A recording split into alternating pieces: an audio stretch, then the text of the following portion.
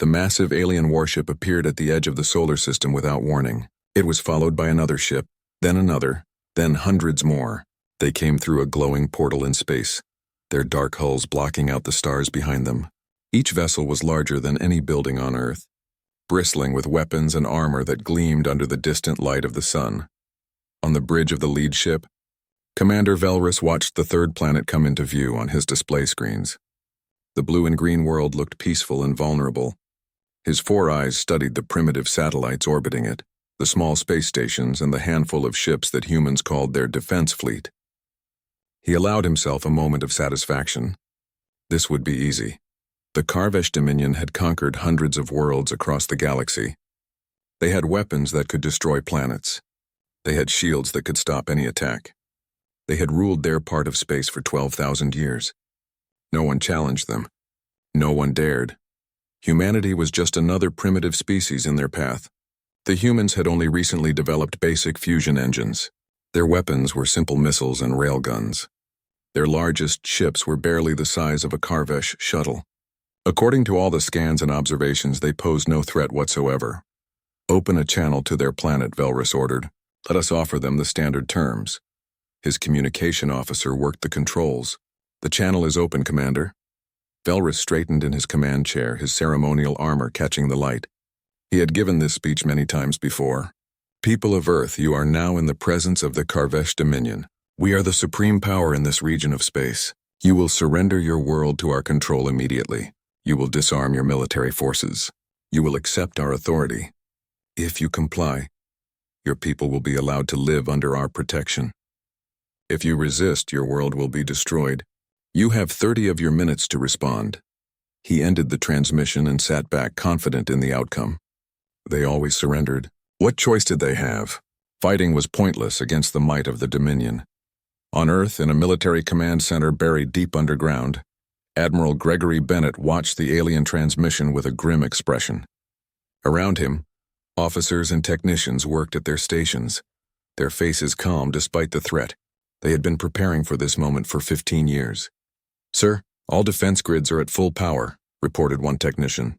All ships are in position. All systems are ready. Bennett nodded slowly. Contact Commander Morrison on the Defiant. Tell her to give them our answer. In orbit around Earth, Lieutenant Commander Kate Morrison sat in the captain's chair of the warship Defiant. The ship was one of 200 vessels in the Earth Defense Force, but it was special.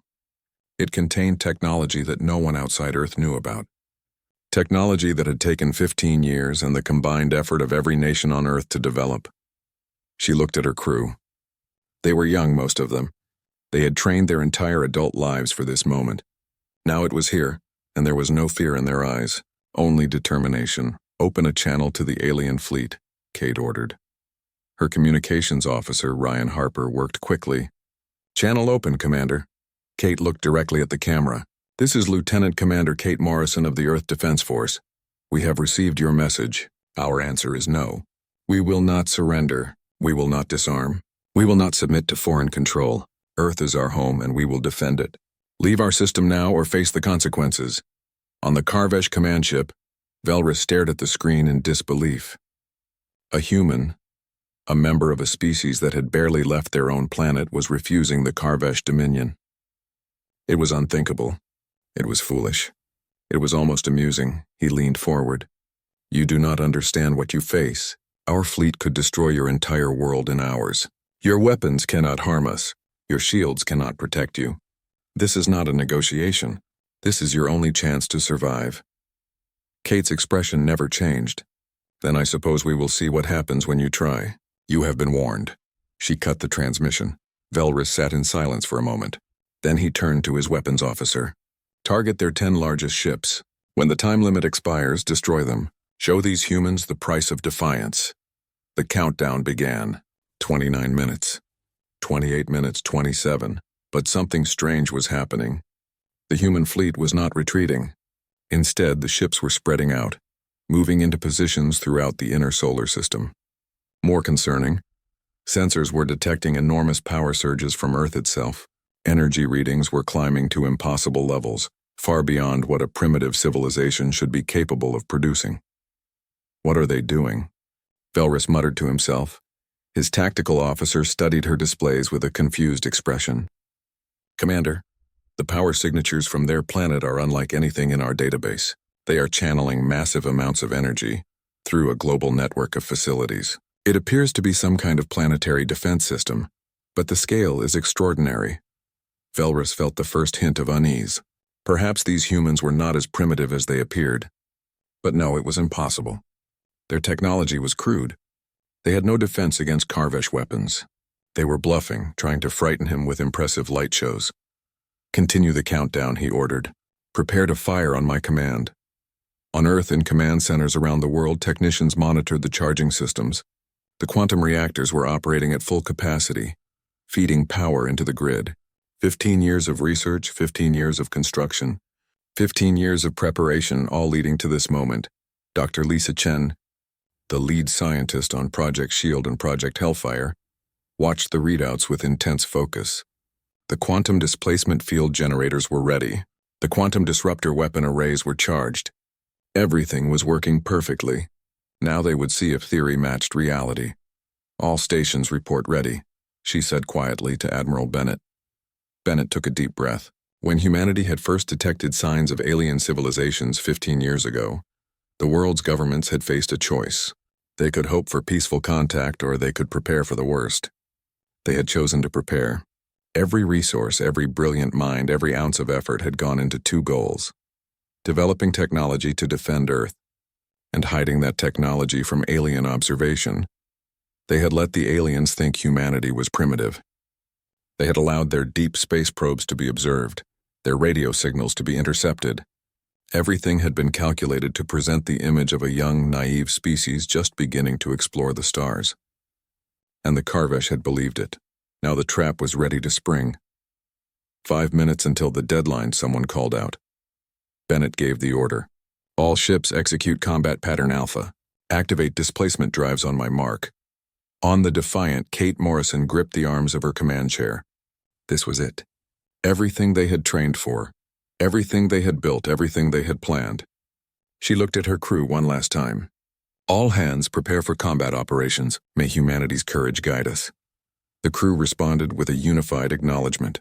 They were ready. On the Karvesh command ship, the countdown reached 0. "Fire," Velrus commanded. At that exact moment, Kate Morrison gave her order. "Activate displacement drives. All ships execute jump." Space itself seemed to twist and fold. The Karvesh weapon systems fired, sending beams of deadly energy toward the human ships. But the targets were no longer there.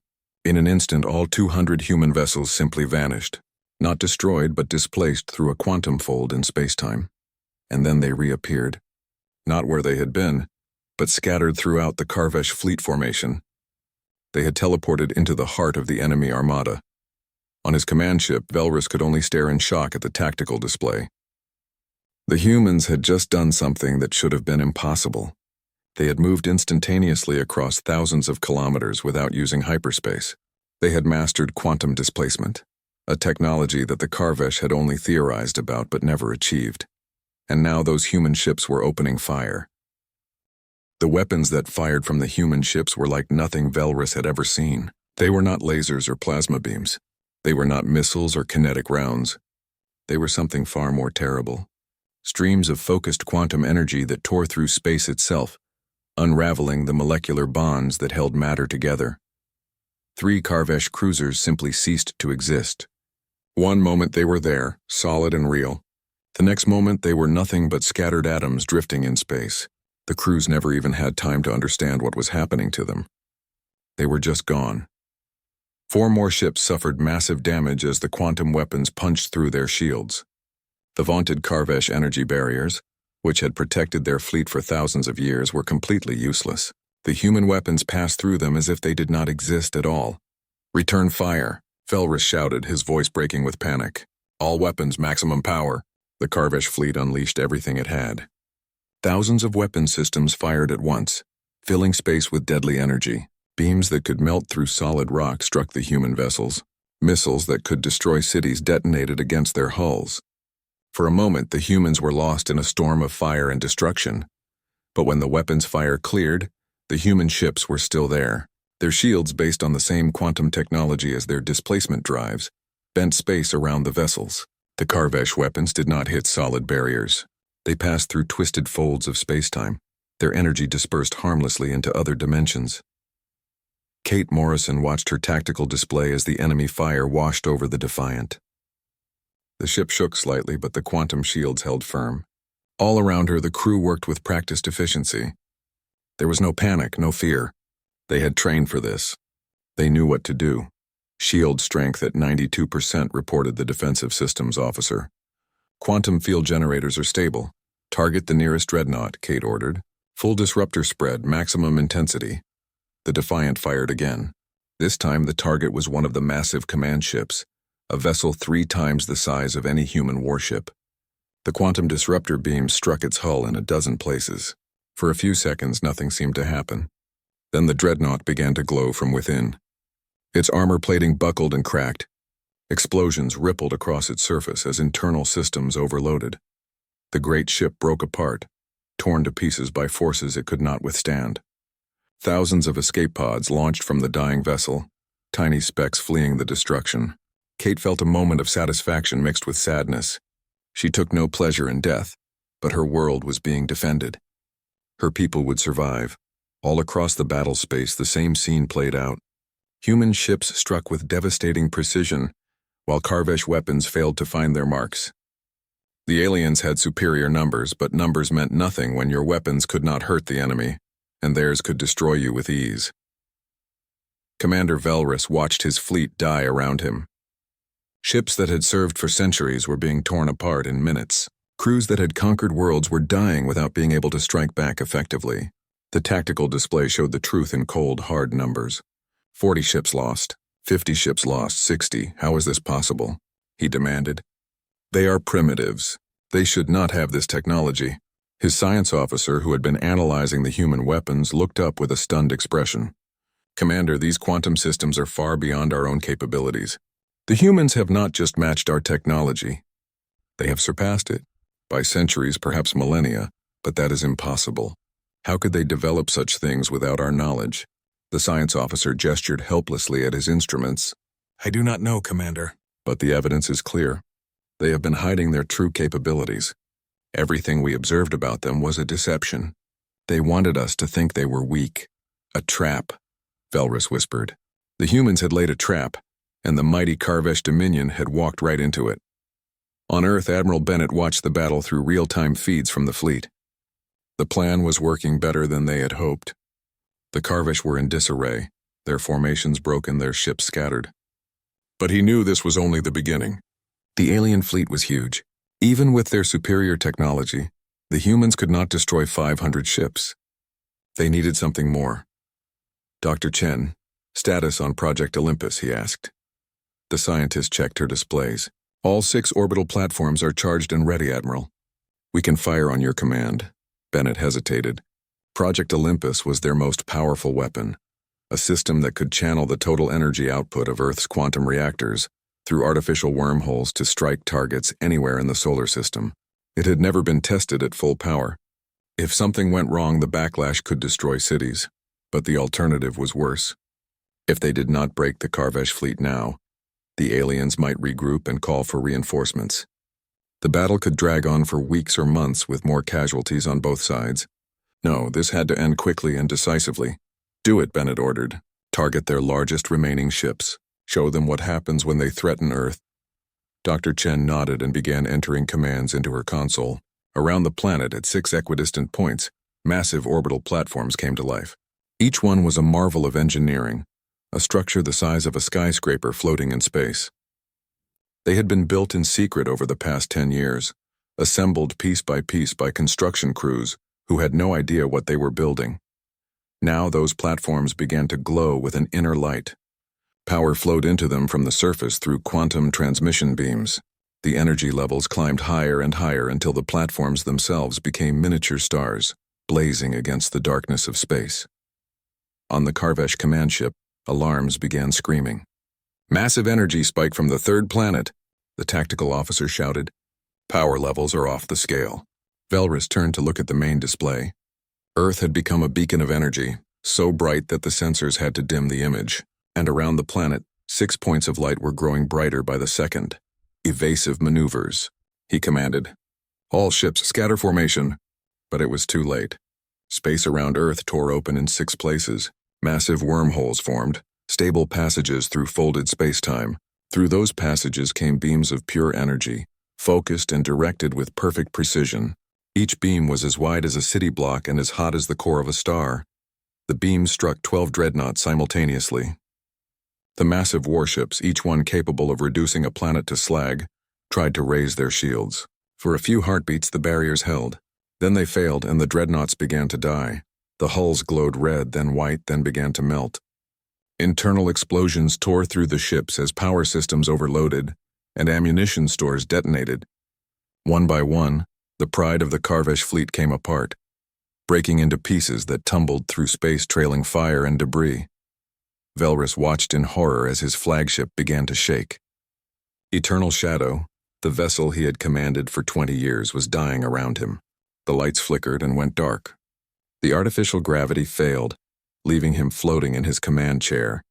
Emergency lighting cast everything in a red glow. Abandoned ship. He shouted into the ship-wide communication system. All crew evacuate immediately.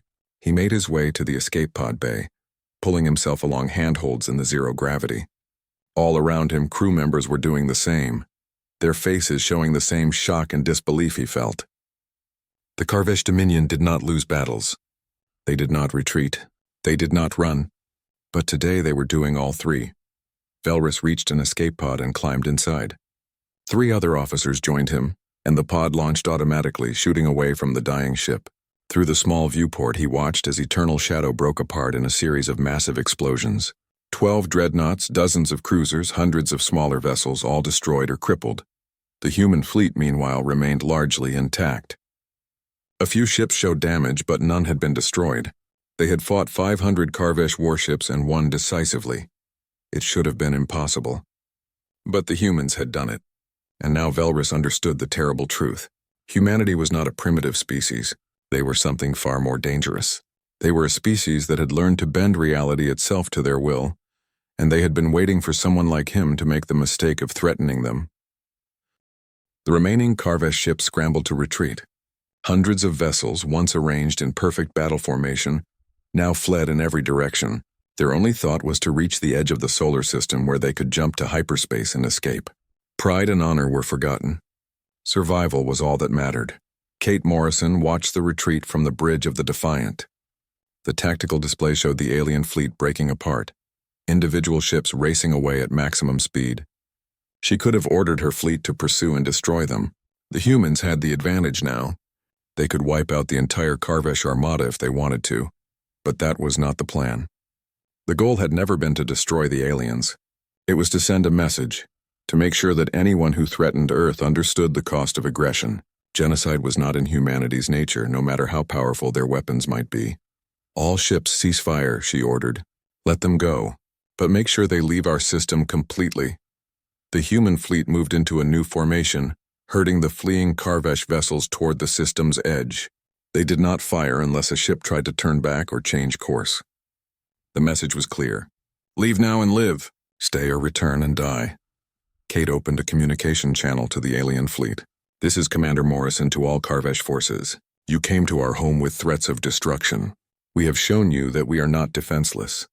We have allowed you to leave because humanity does not seek war. We defend our home, nothing more. But understand this clearly. If you return with hostile intent, there will be no mercy. Tell your leaders that Earth is not to be threatened. Tell them that humanity will not bow to any empire. She closed the channel and sat back in her chair. Around her, the crew remained at their stations, watchful and ready. The battle was over, but the war might just be beginning. In his escape pod, drifting through space among the wreckage of his fleet, Velrus heard the human commander's words. The translation was perfect, rendering her message in his native language. What struck him most was not anger or cruelty in her voice. There was only calm certainty, the tone of someone stating simple facts. She was not boasting. She was not threatening. She was simply explaining reality. Earth was defended by technology beyond anything the Karvesh possessed. The humans had chosen to let them leave alive, But that choice could easily have gone the other way. The entire fleet could have been destroyed, and there was nothing Velrus or anyone else could have done to prevent it. He looked at the other officers in the escape pod with him. They all wore the same expression of shock and disbelief. In a single day, everything they thought they knew about the galaxy had been proven wrong. The Karvesh were not the supreme power. Humanity, a species they had dismissed as primitive, had defeated them completely. The worst part was knowing that the humans had been hiding their true capabilities. All the observations, all the intelligence reports, all the scans had shown a young species with basic technology. It had all been carefully crafted deception. The humans had wanted potential enemies to underestimate them. And it had worked perfectly. As his pod approached one of the few surviving Karvesh ships, Velrus made a decision. The High Council needed to know everything. Not just that the humans had won, but how they had won. The technology, the tactics, the careful planning. All of it needed to be analyzed and understood. Because one thing was certain. The galaxy would never be the same after today. On Earth, celebrations erupted in command centers around the world. People who had spent years preparing for this moment, who had worked endless hours building weapons and shields, who had trained and planned and worried, finally allowed themselves to feel relief. They had done it. They had defended their home against impossible odds, but Admiral Bennett did not celebrate. He stood in the command center, watching the displays as the last Karvesh ships left the solar system. Around him, people were cheering and embracing, but he could only think about what came next. Dr. Chen approached him, her face glowing with satisfaction. "We did it, Admiral. Everything worked perfectly. The displacement drives, the quantum disruptors, the orbital platforms. 15 years of research and it all paid off." Bennett nodded slowly. "Yes, we defended Earth, but now the entire galaxy knows about us. Every advanced civilization will have heard about this battle by tomorrow.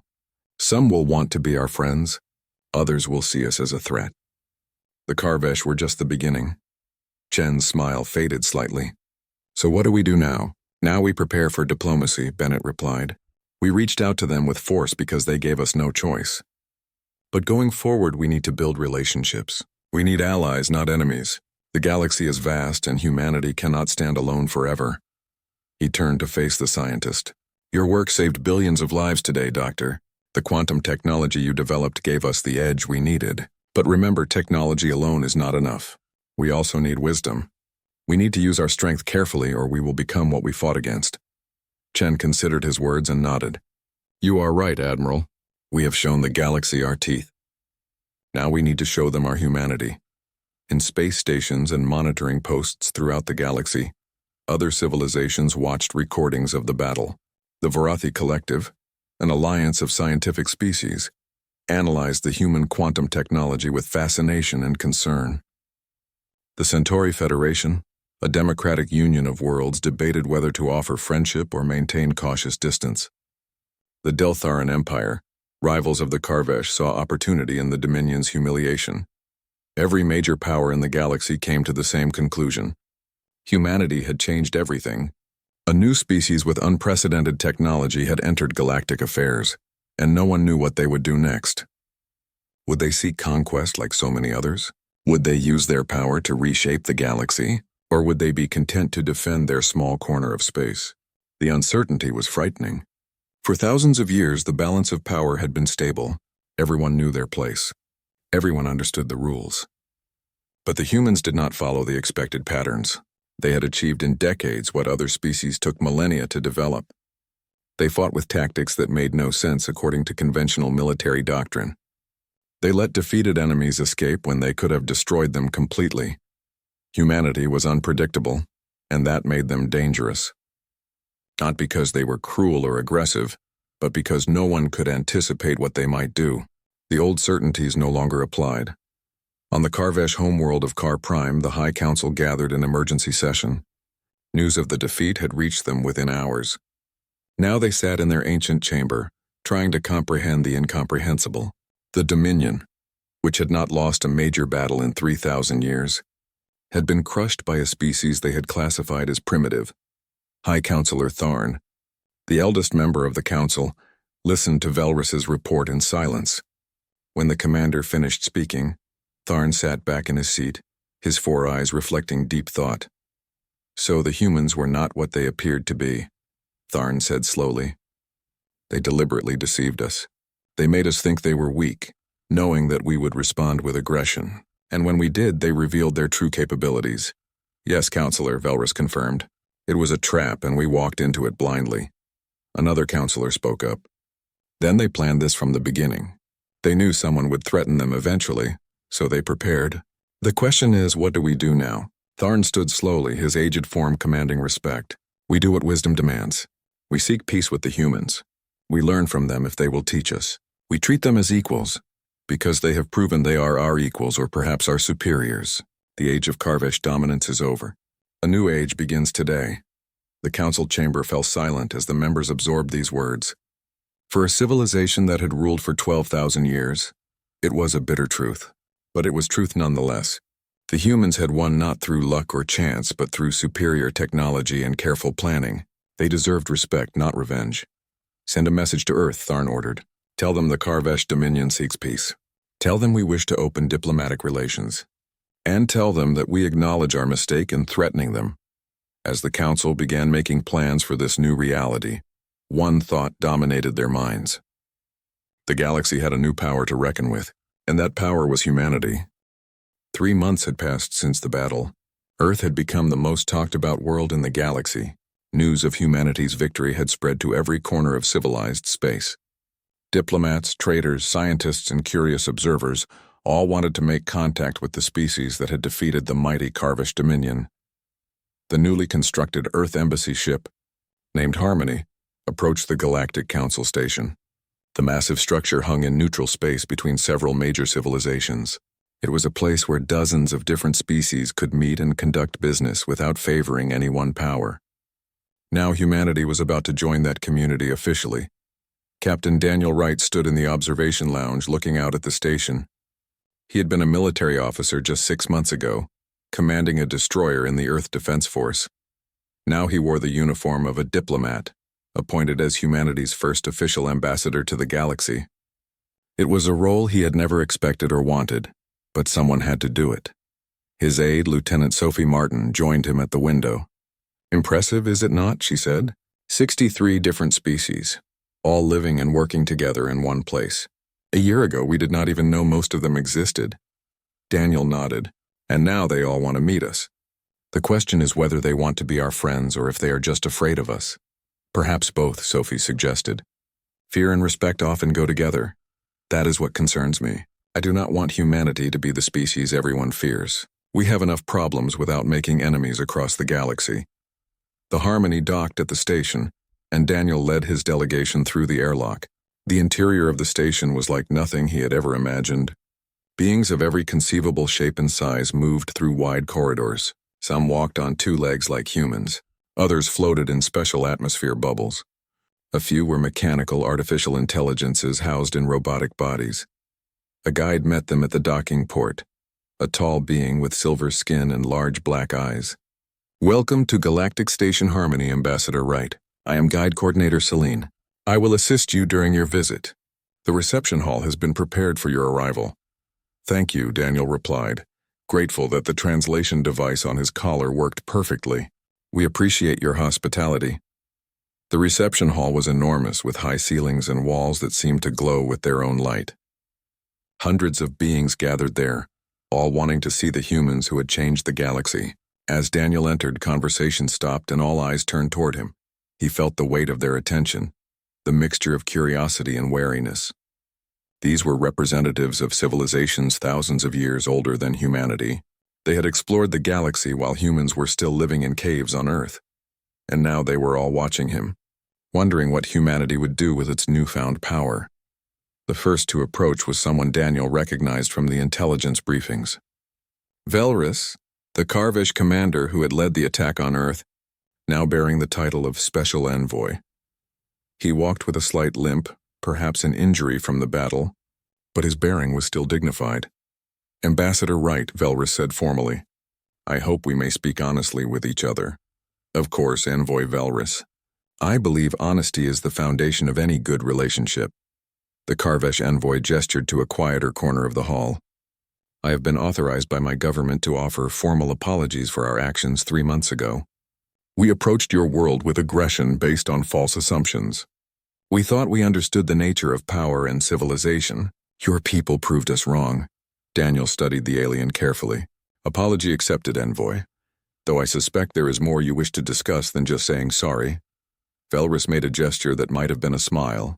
You are perceptive, Ambassador. The Karvesh High Council has authorized me to propose a non-aggression treaty between our peoples. Additionally, if you are willing, we would like to establish a technology and knowledge exchange program. We have much to learn from each other. That is quite a change from demanding our surrender, Daniel observed. We are not fools, Ambassador. The battle demonstrated that humanity has achieved things we thought impossible.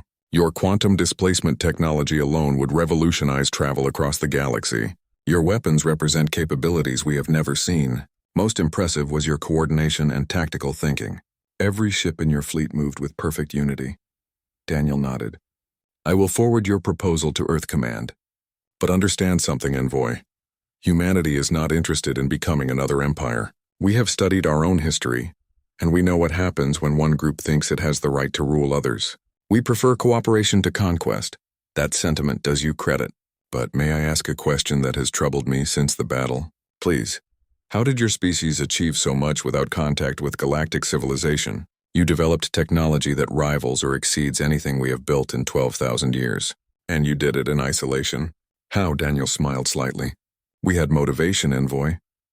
When we first detected signs of intelligent life in nearby star systems, our scientists realized that first contact could go very badly. We had our own history to learn from. Thousands of years of examples showing what happens when technologically advanced civilizations meet less advanced ones. We decided we would not be the less advanced civilization. So you prepared for the worst-case scenario. We prepared for the likely scenario. History shows that first contact often leads to conflict. We wanted to make sure that if someone came to Earth with hostile intent, we could defend ourselves. When you arrived with 500 warships demanding surrender, you proved our preparations were necessary. Velrus was quiet for a moment. I have studied your history, Ambassador. Your species has a capacity for violence, yes, but also for innovation born of necessity. You united your entire world toward a single goal and achieved what seemed impossible. It is both admirable and frightening. There is an old human saying, Daniel replied. Necessity is the mother of invention. When the alternative is extinction or slavery, you find ways to overcome obstacles that seem impossible. That is what humanity does. We survive. We adapt, and we overcome. Over the next several hours, Daniel met with representatives from dozens of civilizations. Each had their own perspective on humanity's emergence. The Varathi Collective, an alliance of scientific species, wanted to understand human quantum physics. The Centauri Federation, a democratic union, offered trade agreements and cultural exchanges. The Deltharan Empire, longtime rivals of the Karvesh, proposed a defensive alliance. Every conversation followed a similar pattern. Fascination with human technology, curiosity about human culture, and barely concealed nervousness about human intentions. Daniel answered every question as honestly as he could while being careful not to reveal military secrets. He emphasized again and again that humanity sought peaceful cooperation, not domination, but he could see the doubt in their eyes. They had seen recordings of the battle. They had watched human ships tear through the Karvesh fleet like it was made of paper. They knew what humanity was capable of, and that knowledge made them wary. Late that evening, back aboard the Harmony, Daniel met with his senior staff to review the day's meetings. They gathered in the small conference room, going over notes and recordings. Sophie spoke first. Sir, we have received over 40 formal proposals for diplomatic relations. 15 technology exchange programs have been offered. 6 civilizations want defensive alliances. Everyone wants to be our friend now. Or everyone wants to keep us close so they can watch us, added Commander Julius Scott, the mission's military liaison. Some of these proposals are clearly attempts to gain intelligence about our capabilities. Daniel nodded. That is to be expected. We need to be selective about what we share and with whom, but we also need allies. We cannot stand alone against the entire galaxy if relationships turn hostile. Dr. Nathan Foster, the mission's science advisor, leaned forward. I recommend we accept the Karvesh Treaty proposal. It sends a message that we are willing to work with former enemies. The non-aggression pact acknowledges our strength while promoting peace. Agreed, Daniel said. Draft a response accepting their proposal. Make it clear that any technology exchange must be mutual and transparent. We are not giving away our defensive systems, but we can share knowledge that benefits both civilizations. What about the other proposals? Sophie asked. We evaluate each one carefully. Our priority is establishing Earth as a neutral power. We do not take sides in existing conflicts. We promote peaceful cooperation, and we make it clear that aggression against any species will not be tolerated by humanity. A tall order for a species that just fought its first space battle, Julia observed. Perhaps, Daniel replied, but that is exactly why we can do it. We have no history of galactic conquest. We have no territorial ambitions beyond our own system. We are the one major power that does not want to rule anyone. That makes us uniquely positioned to be honest mediators. As the meeting concluded, Daniel looked out the viewport at the stars beyond. Somewhere out there, millions of beings were watching Earth, wondering what humanity would do next. The responsibility felt enormous, but he also felt hope. They had a chance to build something new, a different kind of relationship between species based on mutual respect rather than fear or conquest. The galaxy had 6 months after the battle. Representatives from 17 major galactic powers gathered on Earth for the signing of the Treaty of Sol. It was the first time so many different species had visited humanity's home world. The location chosen for the ceremony was significant. Not a military base or government building, but the Great Hall of the United Earth Assembly in Geneva, where human nations had first come together to prepare for contact with alien life. The hall was filled with beings from across the galaxy. Karvesh officials stood near Varathi scientists. Centauri diplomats spoke quietly with Deltharan military observers.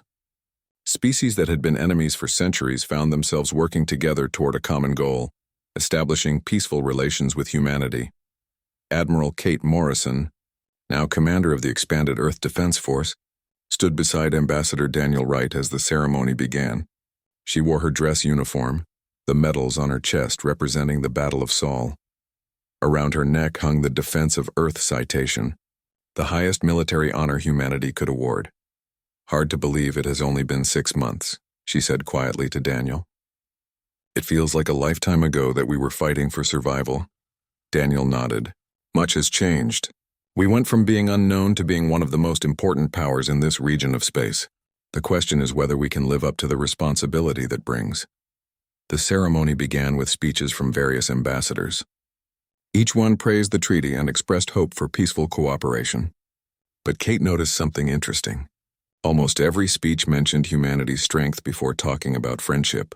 The message was clear. They were making peace not just because they wanted to, but because they recognized that conflict with Earth would be costly. When it was Daniel's turn to speak, he approached the podium with measured steps. He looked out at the assembled delegates representing billions of lives across hundreds of worlds. 6 months ago, humanity faced the greatest threat in our history, he began. An empire came to our home with demands of surrender. We could have responded with fear or desperation. Instead, we responded with strength born of careful preparation. We defended our world because that is what any species would do when threatened. But today we gather not to celebrate victory in battle, but to build something more important. Peace. He paused, letting his words be translated into dozens of languages. Humanity does not seek to dominate the galaxy. We have no desire to conquer other worlds or impose our will on other species. We learned from our own history that such ambitions lead only to suffering. What we seek is cooperation, mutual respect, and the free exchange of knowledge and culture. This treaty represents those values. The treaty establishes several key principles. First, Earth and the Sol system are recognized as sovereign human territory. No military forces may enter our system without permission. Second, humanity commits to neutrality in existing galactic conflicts. We will not take sides in disputes between other powers. Third, we establish frameworks for peaceful technology exchange, trade, and cultural interaction. And finally, we commit to defending not just ourselves, but the principle that all species have the right to exist free from conquest or coercion. That last point drew murmurs from the audience. Humanity was claiming the right to intervene if other species were threatened. It was a bold statement for such a young civilization. Daniel continued. Some may question whether humanity has earned the right to make such statements. After all, we are new to galactic civilization. But I would argue that our newness is our strength. We have no old grudges to hold, no ancient enemies to fight, no territorial claims to press. We can approach galactic affairs with fresh perspective, and we have proven that we have the capability to back up our words with action when necessary. He gestured to the assembled delegates. Every species represented here today has something valuable to offer. Knowledge, culture, perspective, technology. Humanity is eager to learn from you all, but learning must go both ways. We hope that our approach to quantum physics, our social structures, our art and philosophy might also enrich galactic civilization. Together, we can build something greater than any one species could achieve alone. The signing ceremony proceeded with formal dignity. Each ambassador approached the treaty document, affixing their signature or marking in their species' traditional manner. The Karvesh were among the first, Velrus adding his name with careful precision. When all 17 signatures were complete, the hall erupted in applause that crossed language and species barriers. After the ceremony, Velrus approached Kate and Daniel. The Karvesh envoy had become an unlikely friend over the past months, working tirelessly to build bridges between his people and humanity. A historic day, he said formally. Who would have imagined 6 months ago that we would be standing here as allies? Kate smiled slightly. Not many people, I would guess, but I think we have all learned valuable lessons. Indeed, Velrus agreed. The Karvesh have learned that age and experience do not always equal wisdom. You have taught us to question our assumptions, to see possibilities where we saw impossibilities. It is a humbling lesson, but an important one. Daniel extended his hand in the human gesture of friendship. Velrus had learned the custom and grasped it firmly. To new beginnings, Daniel said. To new beginnings, Velrus echoed. As the reception continued, delegates mingled and talked. Trade deals were discussed. Scientific collaborations were proposed. Cultural exchange programs were planned. The atmosphere was one of cautious optimism, everyone aware that they were participating in something unprecedented. Later that evening, Kate stood on a balcony overlooking the city of Geneva. The sun was setting, painting the sky in shades of orange and purple.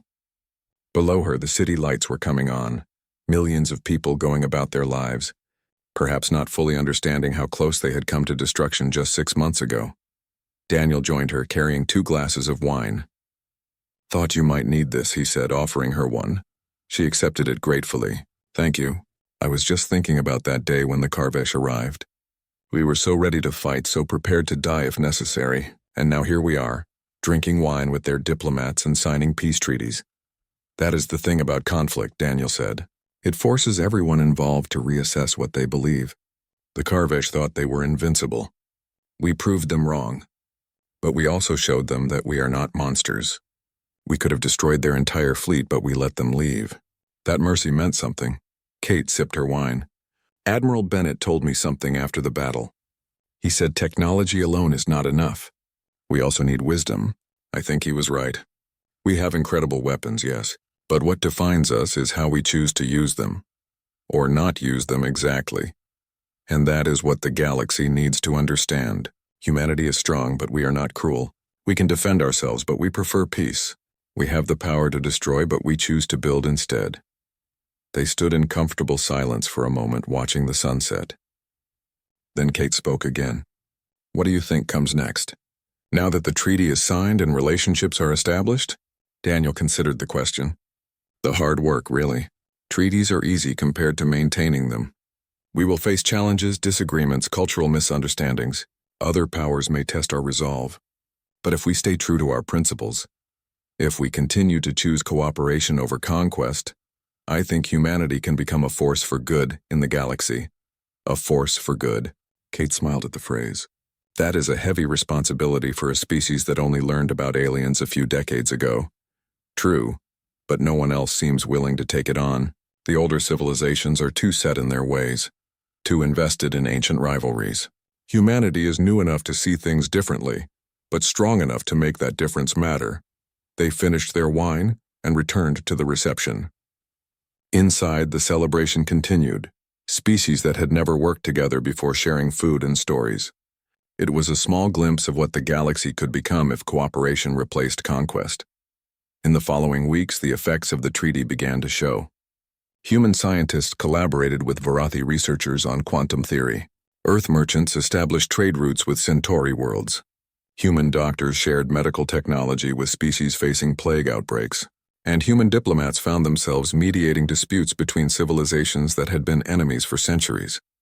The galaxy was changing, and humanity was at the center of that change. Not through force or intimidation, but through the choice to use strength wisely. They had frightened the galaxy's most powerful empire, yes, but they had also shown that fear could be transformed into respect, and respect into genuine cooperation. The age of unquestioned dominance by any single power was over. The age of cooperation, built on mutual respect and shared purpose, had begun, and it had started with a simple message delivered by a human commander to an invading fleet 6 months ago. We will not surrender. Those 4 words had changed everything. They had proven that humanity would defend its home at any cost. But the words that came after, the offers of peace and cooperation, had proven something equally important. That humanity was worth befriending, worth learning from, worth respecting. The galaxy had learned to fear humanity's weapons, but more importantly, it had learned to value humanity's wisdom. And that would shape the... 1 year had passed since the Battle of Sol. Earth had transformed from an isolated world on the edge of known space into a hub of galactic activity.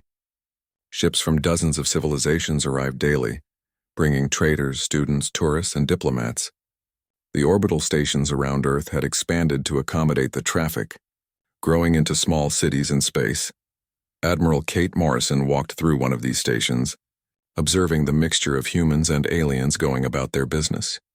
A Karvesh merchant haggled with a human trader over the price of rare minerals. Varathi students studied human quantum physics at a newly established university. Centauri artists displayed their work alongside human painters and sculptors. It was a scene that would have been unimaginable just 2 years ago. She made her way to the observation deck where she had arranged to meet Commander Victor Hayes, one of her officers who had fought in the original battle. He stood looking out at Earth below, its blue and green surface dotted with white clouds. Beautiful, is it not? Victor said as she approached. Sometimes I forget how close we came to losing it all. Kate joined him at the window. That is why we do what we do. To protect that beauty and everything it represents. Victor turned to face her. I heard about the new initiative you are proposing. The Galactic Defense Coalition. Some people are worried that we are taking on too much responsibility too quickly. They may be right to worry, Kate admitted, but someone needs to stand up against aggression. The treaty we signed was a good first step, but words on paper do not stop empires from attacking weaker species. We have the capability to make a difference, not to conquer or control, but to protect. Just last month, 3 member species of the coalition had requested human assistance. In each case, they faced threats from larger powers attempting to force them into submission. Human ships had arrived not to fight, but to make clear that aggression would be met with resistance. In every instance, the mere presence of human vessels had been enough to deter conflict. Victor nodded slowly. I understand the goal. I just hope we can maintain the balance. Power has a way of corrupting even when intentions start out good. That is why we have safeguards, Kate replied. Every military action requires approval from the Galactic Council, not just Earth Command. We do not act alone. We act as part of a coalition. That keeps us honest. On Earth, in a research facility in California, Dr. Lisa Chen worked with a team of scientists from 6 different species. They were developing a new generation of medical technology based on combined human and alien knowledge. The quantum scanners could detect diseases at the molecular level, while Varathi biological expertise provided treatments that human medicine had never imagined. Her assistant, a young Centauri named Kessa, approached with data tablets. Dr. Chen, the latest test results are promising. The hybrid treatment shows a 94% success rate in early trials. Lisa smiled as she reviewed the data. Excellent work. This could save millions of lives across dozens of worlds. And to think, a year ago we did not even know most of these species existed. Kessa tilted her head in the Centauri gesture of agreement. It is remarkable how quickly cooperation can advance knowledge. My people have been studying biology for 5,000 years, but working with humans has opened entirely new approaches we never considered. That is the beauty of diversity, Lisa said. Different perspectives lead to better solutions. No one species has all the answers. In the Karvish capital on Kar Prime, High Counselor Tharn met with his advisors to discuss the state of galactic affairs. The topic of today's meeting was humanity's growing influence and what it meant for the Dominion. One counselor expressed concern. The humans are establishing themselves as protectors of smaller species. They are building a coalition of allies. Some worry they are creating a new empire under a different name. Tharn considered this carefully. I have watched the humans closely over this past year. Yes, they are building influence, but their methods are different from what we would have done. They do not demand tribute or control. They offer protection and ask for cooperation in return. Their partners remain independent and free, but they have military power that rivals our own, another counselor pointed out. What if they decide to use it for conquest? Then we will deal with that when it happens, Tharn replied. But I do not believe it will. The humans showed us mercy when they could have destroyed our fleet completely. They could dominate the galaxy if they wished, but they choose cooperation instead. That speaks to their character. We should learn from them, not fear them. Ambassador Daniel Wright stood before the full Galactic Council, presenting humanity's proposal for the Interstellar Cultural Exchange Program. The program would send teachers, artists, scientists, and diplomats between worlds to share knowledge and understanding. It was ambitious, requiring resources and commitment from every major civilization. Some of you may wonder why humanity is pushing for such programs, Daniel said. We are still new to galactic civilization.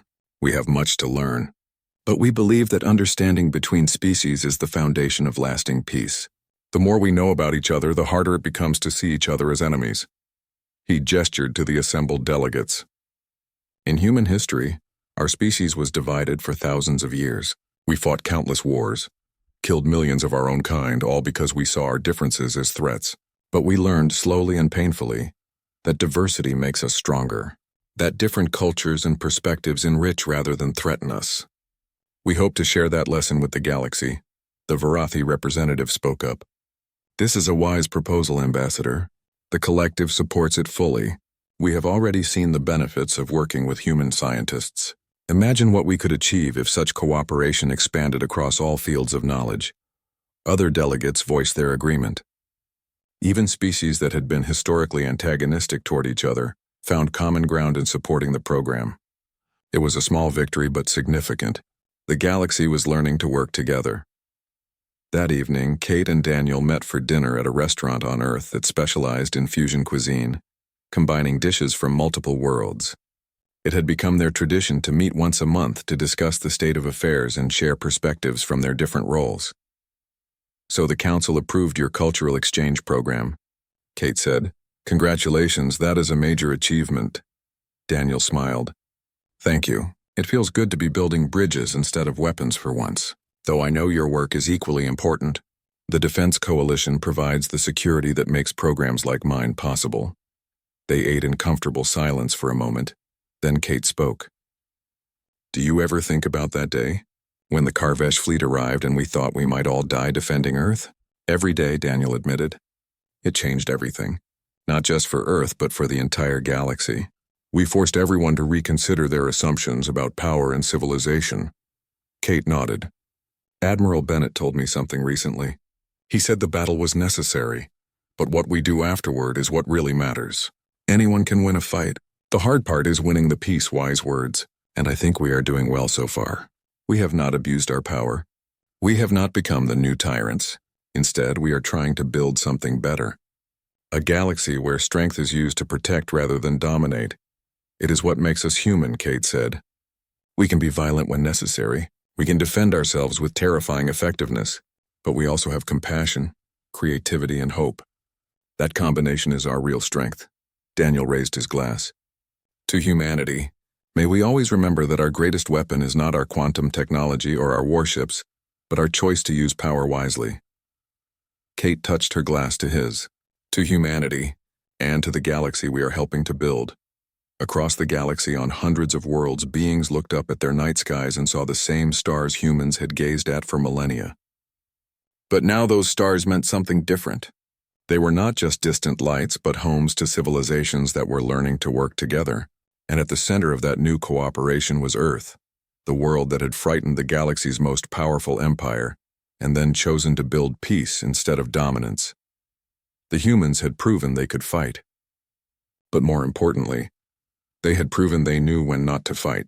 That wisdom, more than any weapon, was their true contribution to galactic civilization.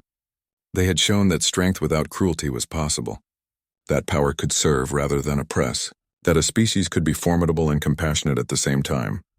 It was a lesson the galaxy desperately needed, and humanity, the newcomers who had appeared seemingly from nowhere, were teaching it through both their actions and their choices.